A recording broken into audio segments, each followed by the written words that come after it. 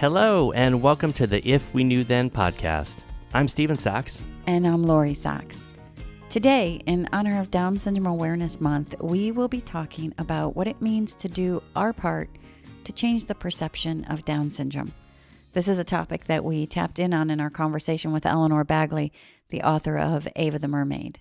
Yeah, it's something that, as many parents that are listening to this, it may be the same. It's something that we obviously didn't dedicate time to until we had a child that had Down syndrome. But then we found ourselves in a place of witnessing injustices, inconsistencies that we then took maybe more personally. And I think that was a decision that we made to actually try to make a change in our community and in our society. Yes, like you said, before Liam was born, we didn't really know anything about Down syndrome, except maybe a few stereotypes that were out there. But those stereotypes are really what are prevalent. And then when Liam was born and I went to look for information, still it was just the stereotypes of limits. And it didn't leave much room for hope. So we have these conversations about the perceptions that are out there. And one thing that a light has really been shown on is our part in changing that perception. And, you know, we do this podcast in hopes of changing the perception of Down syndrome and putting information out there, not only just to everybody, to help parents, like information for you that I would have liked to have had when Liam was born, information about services or OT or milestones and all of that. But more personally, more accountability for myself is just my words, because I have these beliefs and I've made these promises to Liam about raising that bar and supporting him and giving him a foundation to reach his potential and fighting as much as I have to just for his education, one. And that's a big place where we see the misperceptions that are made of our son. And I think that's when it becomes really apparent. Because honestly, when we're out in the world, we can choose to go down a different street. We don't have to go to that grocery store. We don't have to listen when people say stuff. We don't have to buy into or care about what other people think. I think when it comes to the school system, those perceptions have such an impact on our son that we are constantly having to prove him and ourselves. No one should have to go through their life having to prove who they are that all the time. I mean, if you are applying for a job and you want to prove you're the best candidate, that's one thing. But to prove your worth and value constantly is something that it doesn't feel good, and it's definitely not right, because everybody gets to live their life. Right? I get to live my life. And as soon as I walk out the door, I shouldn't be having to validate myself to you. But in the school system, when we're talking about the school system, it's from even preschool, because even the fact that Liam had to go to preschool, I wish I would have knew more then, because I don't know. I think I would have just opted to get his services because I had all that bonding time with Sophia, because Sophia refused to go to preschool. Every so often she'd say, I'll check it out. And then she'd go to check it out and she'd say, not for me. And she got away with it. We decided, okay, if that's what she wants. Because that's not the fight I'm going to take, because I enjoy being with her, and that wasn't the fight I was going to make. I didn't want to have that struggle every day of dropping her off. And I knew if I waited till the first day of school when it was she had to go, which she did say, I'm never going back. And I said, no, you are, because you have to. It's the law. But even just the fact that Liam had to be entered into the school system at the age of 3, and we missed all that time with him, I would think I might go back and do that differently, to be honest, and find a different way to support him on my own, instead of just having that challenge right away and really being opened up to what those perceptions and some of the things that were said to me. I don't know if I would make that choice, but since I did make that choice, and you're in the school system and you start to see what people think Down syndrome means. And it's never, I don't think I've ever run into anybody on the outside that didn't actually have someone in their life that had Down syndrome that had an accurate view or shared my perception of Liam and his possibilities. So that's inevitably going to it's going to grain away, or it has grained away a little bit. And it's not until, I guess, just recently with the pandemic and having so much time for us to sit and talk, that we've really come to understand our active role in changing that perception goes beyond, putting this information out or doing this. It's a daily reminder to, what words am I using, not only with Liam or for Liam or in the school system, but in my life. How am I talking? What thoughts do I really have?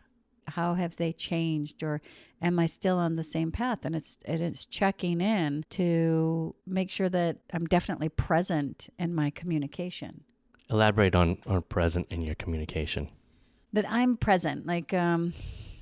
Recently what I realized, and I think it was the day of the IEP or the day after the IEP. So you spend all this time prepping and doing all of this work, and then you're in the IEP and you're all this time and all this. And I was doing an online order because we haven't gone into any grocery stores in the last 6 months. And Liam sat down beside me, and he loves to participate in the grocery order, which is fun. And I stopped and I just looked at him, and I felt like I hadn't looked at him. I hadn't seen him in a while. Does that make sense? I haven't seen him. Like, I see him, but I haven't seen him because I'm usually doing something. I'm prepping something, breaking down homework, figuring out a support, making sure that when he's talking, make sure you articulate or repeat this or doing sign language or what. There's a mechanism, a thing that's being done. Well, it's probably a pretty common thing in life, no matter if you have someone with a disability or not in your household, that you're working a lot in the house and you can kind of get consumed by life and not be as present as you want to be. And did you find yourself present and just kind of seeing him, like taking the time and going, wait, and let that other part of the world slow down for a minute? Yeah, because there was more things that I had to do than just that list, but I took it as a time to have a conversation with him and check in. Like, are these goals that I'm pushing, are these my goals or are these Liam's goals? He's 10, so the academic goals, he's always going to say, I'd rather, any like Sophia would rather. He wants to watch a movie, or right. He wants to play with toys or something, right? But am I actually present? There's such a fine balance of, am I actually pushing him to his potential, or am I pushing him to my idea of his potential? And I just sat with him and talked with him, but really talked to him. Like, really communicated with him, made eye contact, all those things that we do when we connect. And I realized, like I said, with preschool, I had so much time with Sophia to connect and be there. But a lot of that time has been taken away just because of just the logistics of even all the services that he had received. A lot of that time was taken away. So that connection, that real connection of sitting and just, even if it's just quiet, or talking or discussing something without a goal, without some, I'm doing this to get this. I'm doing this because these are the words you have to say. I'm doing this. It was just, we were there and the pace slowed down and I looked at him and we were just talking. And I realized that I don't do that enough, and that there's a really good chance that I don't always see him. Or when was the last time that I actually saw him? And I hope that makes sense, because of course I see him. But just saw him, was there with him, was present with him. Do you feel that with Sophia sometimes, or did you feel that? No, I don't. I feel like even as a teenager, even as she enters into a teenager, I feel like we have that connection because we had all those years of just making a connection. And it is a little different. I'm not always just pushing her towards a goal. I'm able to be present with her. We're able to just go for long walks. And she talks about, sometimes the same things over and over. Like, it's just where, I just let her talk. But with Liam, it doesn't seem like, I don't really feel like I've gotten that with him. Like, I've done that. I've taken that time. So it's a new goal for me. If I knew then, I would take those moments of just like I got them all with Sophia. One of my favorite memories of a visit with our friends, Aunt Kristen and Uncle Nathan, was walking in on a conversation that Kristen was having with Liam, where she was asking him questions and just talking to him. Well, you spend a lot of time working for him, Mm-hmm. setting up things for him instead of working with him, or Mm-hmm. you work with him, but that's still Working. working for him. Right. But it's different to do, we're going to do a Mhm. speech therapy right now, than, hey, tell me about Iron Man. Yeah, instead of, oh, he's pronouncing this right, or he knows this number, Right. or he's adding this correctly, or he's reading this book. Academically, you look at him as, hey, let's talk. Yeah. Just like we're talking. Just, Yeah. you know, and And it's not just because Sophia's older. You're saying this is something that is from when the Sophia beginning. I was agree. 10, I agree. we would have conversations, Mhm. and you know, and I think Well, that that's what's very difficult about. Well, one of the things that's very difficult is you work really hard for your children, and you know it's up to you. No one else is doing it. Mhm. And with a child with Down syndrome or another disability, possibly, the work could be more, and it also seems a little more intense as a parent because, like I said, if you're not doing it, who No else one is else doing is, it? yeah. And you think of the things that we advocate for, no one else is going to advocate for it Mhm. unless we do or our community does, because society just goes as the majority, Mhm. and we're not in a majority of people. And so in that minority that we're in, often the people that are actually the minority don't have the voice to stand up. I mean, Liam's only 10 years old. He can't talk to the school board. No, not So yet. not yet, but we see adult advocates, and that's wonderful. But until then, the burden of change is set on parents mainly, I'd say, and then also, anybody close to, even educators that are close Whoever to, takes on that responsibility. right, whoever chooses, Yeah. right? And so there are some parents that will not choose that road, and that's fine. Change happens. Mhm.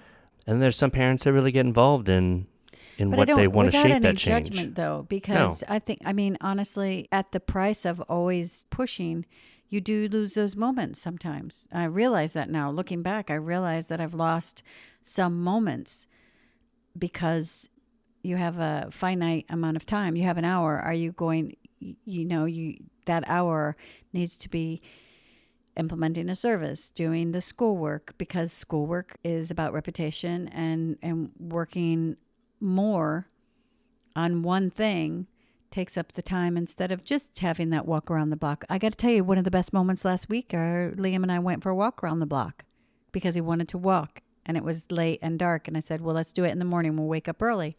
And in the morning, Well, a morning where sometimes it's difficult to get for things school, going.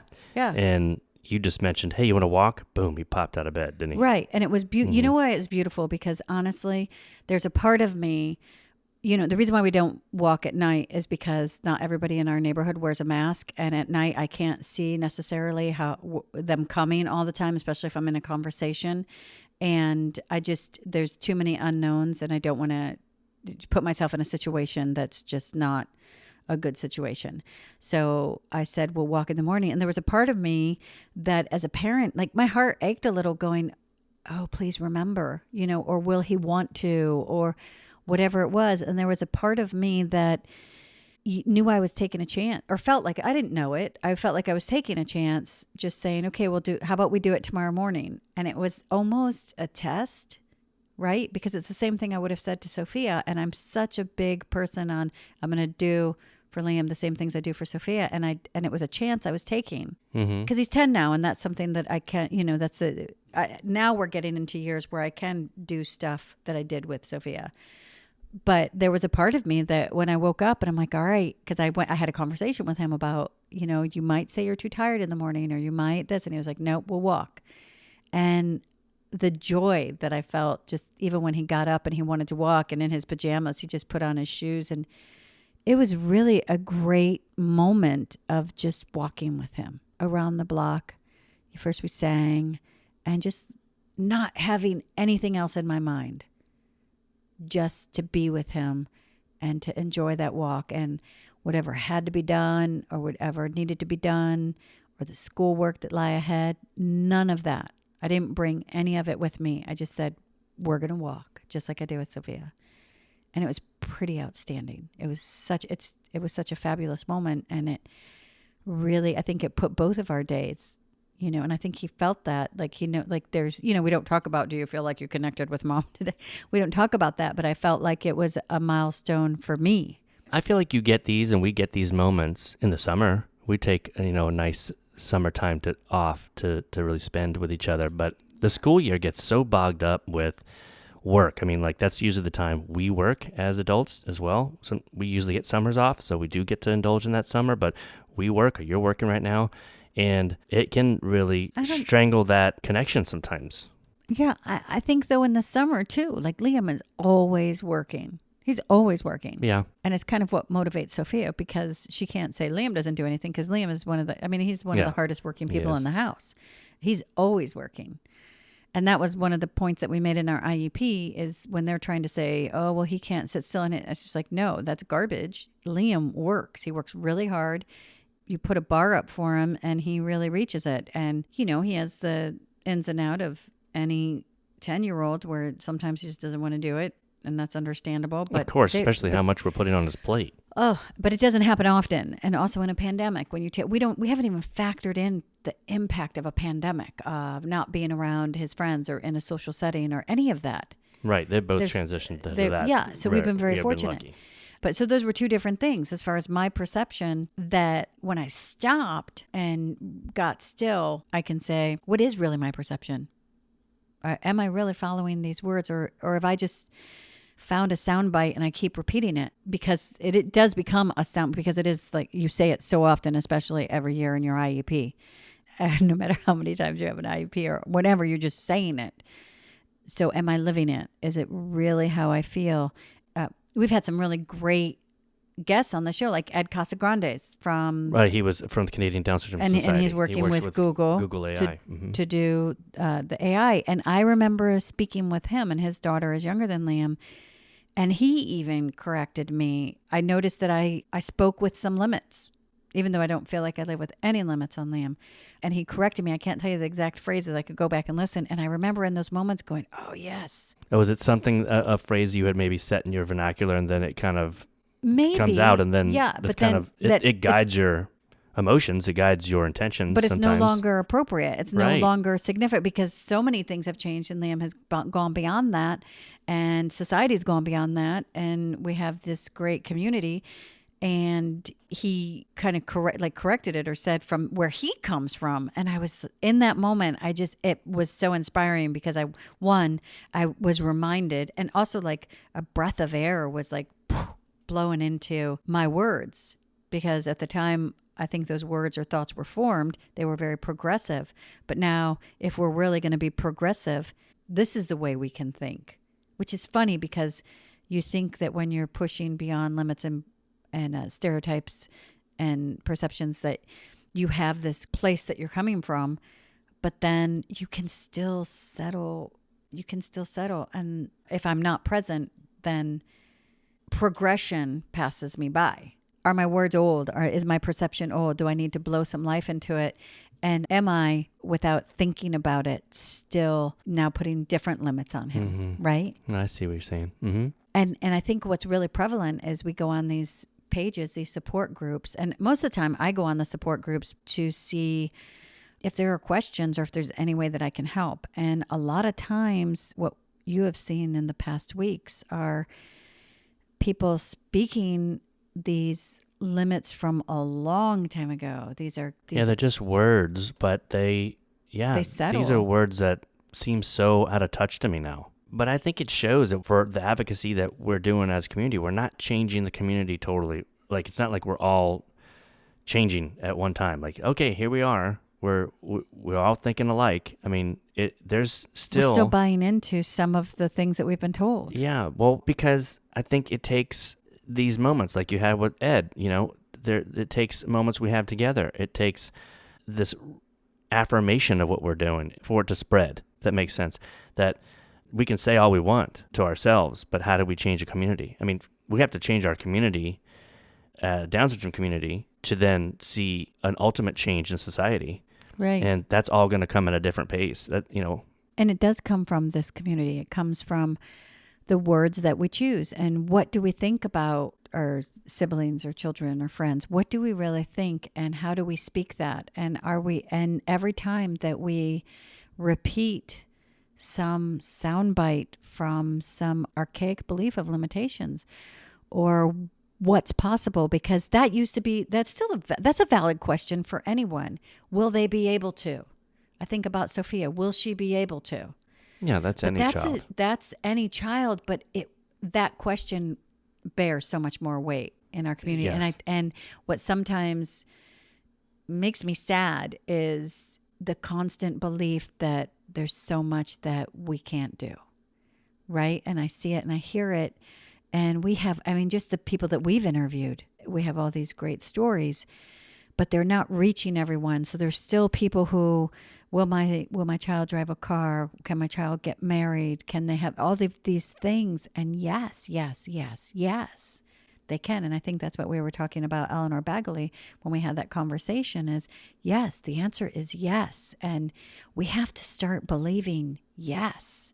Well, on the flip side, I think words can become this redundancy of positivity, possibly, that doesn't actually have traction. I mean, even for a typical kid, your kid can do anything they put their mind to. Those are just words that parents say sometimes. But they are true words. Totally true. But I'm saying the parents don't always find it true. And so then where's the traction? Right. So if even our community can say, oh, yeah, I believe my child can do anything. But then there's the doubts. And even when you say, well, there are these cases. There are these cases of a child or an adult speaking in front of Congress, doing an Ironman, getting a driver's license, getting married, going to college, having a child. Exactly. But it still is thought of from these parents as that's like saying, well, of course someone's going to be president or going to be a professional football player, but that probably not going to be my kid. That's the thought. So that is where we can lose our traction and we truly don't believe it. I think we say the words, as I'm just talking as a community. I truly believe it. We've met too many people to not believe that. But here it is, though. But to believe it and then to live it, because that's what I was just saying about my experience is I believe it. And then sometimes I still go, oh gosh, I haven't really been living it. I had to take that moment to stop and connect. And is the Oprah aha moments where you see Liam for who he is, really see him, and then you hear a guest slightly correct your words and you go, wait, am I really coming from where I'm just to step back? I think that's so healthy in every aspect of your life, but to actually talk about it now too and if we can spread that word of just, yes, let's take that moment. Because it's a process. It's not, we're not perfect. We're finding this process. We have an intention, and our intention is to give Liam a solid foundation to believe that he can do anything he sets his mind to knock down the barriers that are put up there by these perceptions that are misperceptions, misconceptions. And that is my ultimate intention. But sometimes I have to step back and stop and think, am I living that? Yes, because that's when you say, am I just talking or am I believing and doing, right? So all the words you just used are words we've said literally hundreds of times on this podcast. But I do edit words? These episodes, Oh. but that's how we talk out of these podcasts too. And that's how we talk to our friends. But when do those words sometimes lose their meaning because you say it so many times, right? We have to step back and actually be present and believe them and reaffirm. So then you can advocate with this whole new fresh feeling of, yes, I'm re-energized to understand these words are true. I'm not just yap saying them. Initially saying them. It's okay to yap say them. Yes, initially at saying them. Well, that's the thing is at least when you're yap saying that these are the words you're yap saying. Exactly. And what's important. That does spread a good positive energy to other people. And it reaffirms for yourself, but you still need to take the conscious moments of understanding those words. And really I'm so glad you brought this up.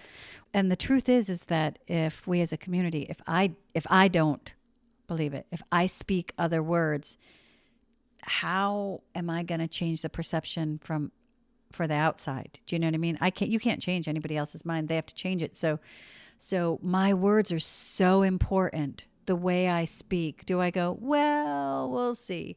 A great example is Chris Nickick and our interview with his parents. His father believed in the definition of special that was placed on Chris, and people treated him special. And it wasn't until he changed the way he saw and talked about his son that he began to see Chris's ability. I mean, Chris is now training to run an Ironman. He's already completed a half Ironman.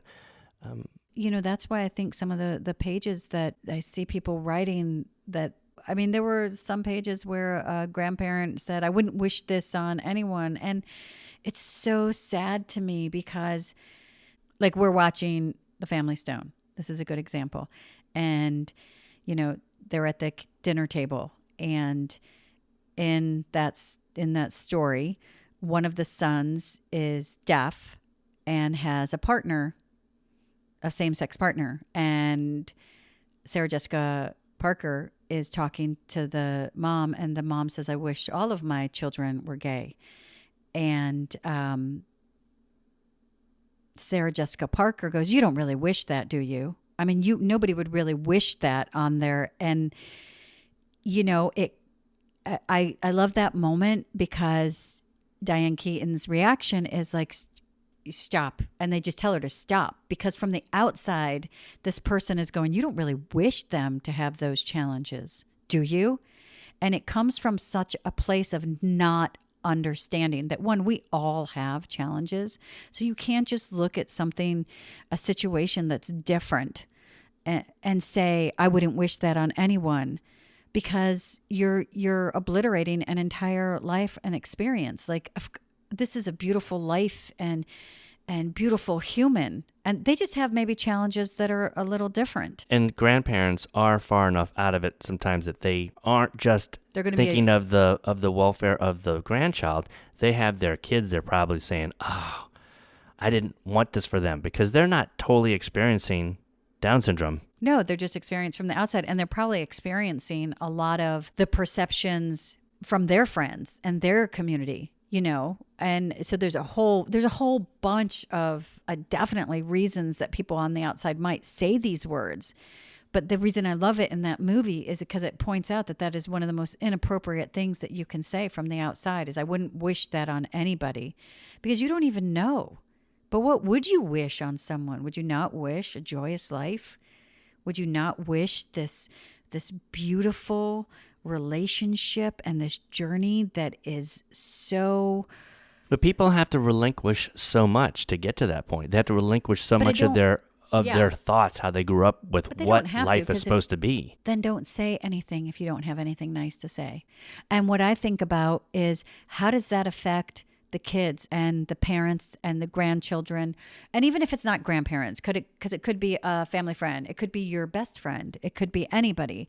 But when those words are spoken, now the parent or whatever the relation is, or the person themselves, they have to carry that burden of this outside perception, and then that becomes a little bit of their words. So maybe they speak with those words. So those words kind of, there's an infestation of this negativity, and then that's what keeps us bound to those limited perceptions. Well, and then also on the flip side, again, I'll see parents as well say similar things. Because, and they're looking for just, yes, me too, and that. And to me, I think maybe some of that can be healthy, just recognition of, yes, we're all in this boat together, but there needs to be a balance, because if we just spiral down into that, I know, then we're not making progress if we do that. We're just going to get even deeper into this depression or this feeling of negativity. So, yes, I've been there. You say something that, hey, I just wish this, right? Sometimes I feel this, and it's a negative thing. Yes, I'm with you. I feel that sometimes too. I have felt that. But you have to say, I think there needs to be, it's healthy to say, but it's a moment. This is a moment, and we can move past that, and we can see the positivity, and we can move toward making a change. Right. If that's not said, we're not making progress as a community. As a community. I 100% believe that, and I've plenty of times responded on different support pages of, yes, I felt that too. Understand, though, there is a good message here, and I'll say it, and it may be even an example from a podcast or example from my own life. And I've had positive feedback from that, but I've also had a lot of wait, I'm just here, or that person's just here to just vent, and can't we all just say yeah? And somehow sometimes that but feels like they're being judged for what they're saying, and that's not judging at all. It's that we need to raise our We need to entire lift each other community. up. Yeah, we And I have to think it's raise each because other. we're a community. And the thing is those thought patterns, one, no judgment at all. We all have challenging days. We all have, but just know that's with any child. That's with any relationship. Those are all challenges. But if we get stuck in the challenge part of it, that's what continues to propagate the stereotypes. And it's not fair. Like, everybody is allowed to express themselves. So if someone who's stuck in the muck and the mire, and then you come with a, yes, absolutely, I know we all have those hard days, just know this. Or I know some people have said, if you keep believing that, then how do you expect your child to achieve anything but what you believe, because you believe for them first? I think that's a conversation, and because I think it's a two-way street. That's and the it's not tightrope conversation. maybe my positive, maybe I know I'm hopelessly optimistic in all areas. I'm hopelessly optimistic when the weather says it's going to be 120, that I'll find a way to keep cool or there'll be a breeze. I know that, and I know it's annoying sometimes to people. I'm not trying to change anybody, but the ramifications of somebody just propagating the challenges of it all are on the entire community, and then the propagation of those stereotypes that we're constantly trying to break. Yes, I've said it so many times. I would never tell a typical child, mine or another child, that they can't do something. And it's something that we've all accepted as society. You don't say you can't do it.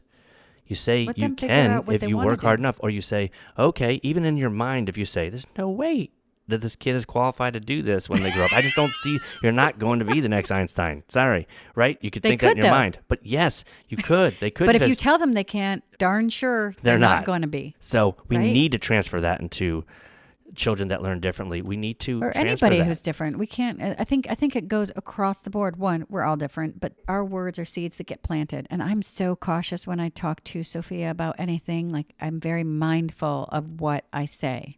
I'm very, very mindful. The tone I use, the words I choose, those are seeds that get planted in her. And sometimes I even go, hey, I'm going to say this wrong, maybe. So what I want you to really get from it is this. And I apologize if I'm not using the right words, because I want her to know. And it's the same way I need to approach Liam. And it's the same way that I do approach Liam. Like I just said, I'm just finally to the point where I'm taking the moments to actually put everything aside and have those conversations. But it is the same way. Those seeds will take place. And if I don't believe for him, then he won't believe for him. And by the time he gets to the point where he can make that choice on his own, he's already got so many seeds planted in him that make him think that he can't do it. Then it's going to be really hard to uproot that thought pattern. I really don't want to offend anybody, and by no means am I ever judging anyone, because being a parent is just a challenge no matter what. That is a different journey for everyone, and everybody does what is best for their kid.